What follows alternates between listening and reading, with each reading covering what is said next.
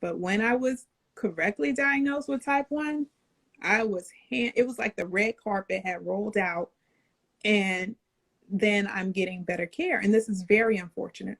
Yeah.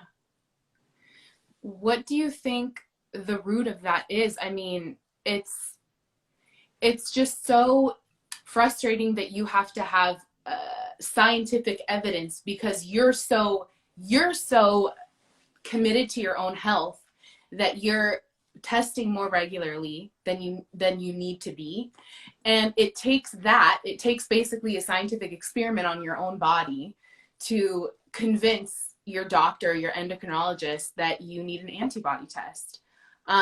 Like what kind of stereotypes lead to that denial?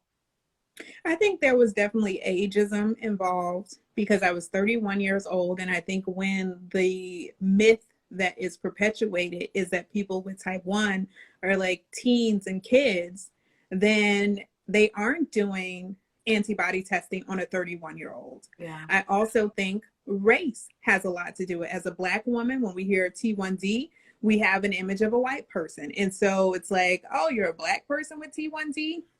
Then I also think my body weight. I'm an obese Black woman.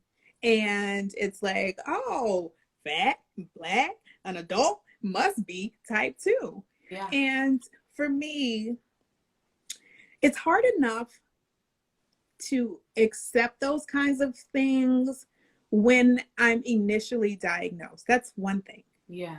But it becomes a crime. It becomes an incident that raises anger when I ask.